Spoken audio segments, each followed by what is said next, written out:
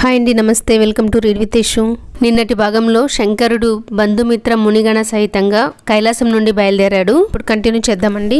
రుద్రుని వెంట అసంఖ్యాత రుద్రగణాలు చిత్ర విచిత్ర వాద్యధ్వనుల సంబరంతో కదిలాయి. శంఖకర్ణుడు, కేకరాక్షుడు, విశాఖుడు, పారిజాతుడు, సత్వాంగుడు, వికృతాననుడు, కపాలుడు, దుందుపుడు, కందకుడు, కుండకుడు, ఆవేశనుడు, మహాకేశుడు, చంద్రతాపనుడు, అగ్నిముఖుడు, ఘనావహుడు, అమోఘుడు, కుముదుడు, కోకిలుడు, కాకపాదుడు, మహాబలుడు, నీలుడు, పూర్ణభద్రుడు, విరూపాక్షుడు, కాలకేతుడు, ఇంకా అనేక మంది గణాధ్యక్షులు కోట్ల సంఖ్యలో గల వారి వారి గణాలతో కదిలారు. సర్వ సైన్యాధ్యక్షుడైన వీరభద్రుని పర్యవేక్షణలో వారంతా నడిచారు.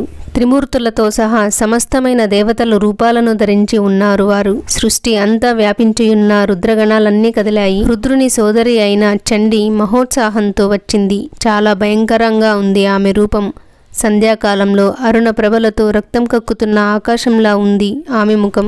అస్తంగత సూర్యుని మించి అగ్నిగోళాల్లా వెలుగుతూ రెప్పల సందున నిప్పులు కక్కుతున్న నేత్రాలు ప్రేతాసనాసీన అయి ఉంది. కాలకూటాన్ని కక్కే కాద్రవేయ కాకోదరాదులు ఆమెకు ఆభరణాలు.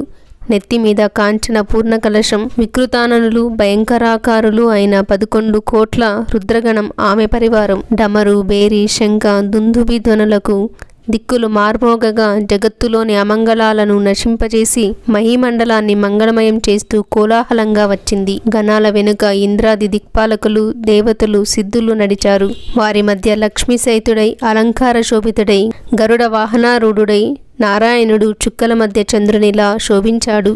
బ్రహ్మేంద్రాది దేవతలు ధ్వజశోభిత వాహనాలపై వైభవోపేతంగా అనుసరించారు. హాహా హూహు తుంబురు నారదాదులు సామగానం చేస్తూ పాదచారులై వెంబడించారు. వారి మధ్య ప్రమదగణ పరివృతుడై శుద్ధ స్ఫటిక సంకాశము, సర్వాంగ సుందరము, వేదశాస్త్ర, బ్రహ్మర్షి, సిద్ధ, మునిగణ సంభావిత ధర్మస్వరూపము అయిన వృషభాన్ని అధిరోహించి భూతగణనాథునకు శీతకిరణుడు శ్వేతఛత్రమై రాజుల్లా అంతరిక్ష మధ్యస్థమైన క్షీరసాగరంలా మహా తేజో విరాజమానుడై వెలిగిపోతున్నాడు సర్వజ్ఞశేఖరుడైన మహాదేవుడు. వెండికొండ వేలుపు పెండ్లి కొడుకైన వేళ ఇలా సాగింది శుభయాత్ర.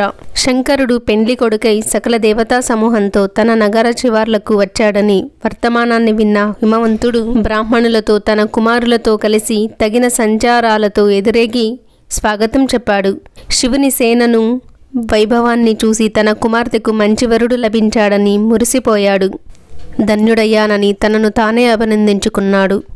పర్వతరాజు బంధువర్గాన్ని పరివారాన్ని చూసి దేవతలు విస్మితులై ఆనందాన్ని పొందారు. ఉభయ వర్గాల కలయిక పూర్వ పశ్చిమ సముద్రాలు కలిసినట్లుంది.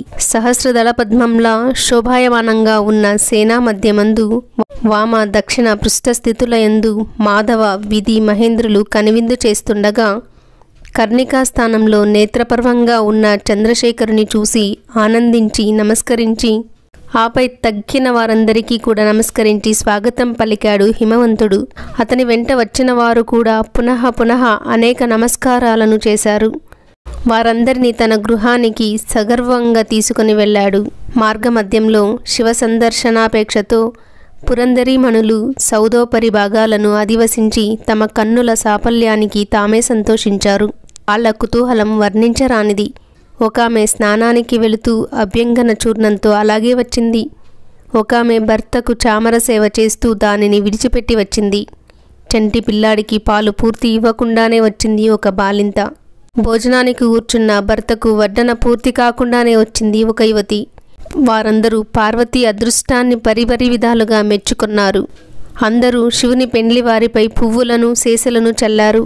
ఇంత మంచి అల్లుడు దొరికినందుకు మేనాదేవి ఆనందానికి మేరలేదు. పెండ్లి వారంతా వచ్చేసినట్టేనా? చూద్దాం, రేపటి భాగంలో చదువుకుందాం తర్వాత ఏం జరుగుతుంది అన్నది. శివపార్వతి కళ్యాణ ఘట్టంలో ఉన్నాం. ఈ ఎపిసోడ్లో ఒకటి తర్వాత ఒకటి రావాలంటే సబ్స్క్రైబ్ చేసుకొని ఆల్ నోటిఫికేషన్స్ ఆన్ చేసుకోండి. వీడియో నచ్చినట్లయితే లైక్ చేసి ఇలాంటివి వింటారు అనే వాళ్ళకి షేర్ చేయండి. థ్యాంక్ యూ ఫర్ వాచింగ్ అండి. సర్వం ఉమామహేశ్వర పాదార్పణం.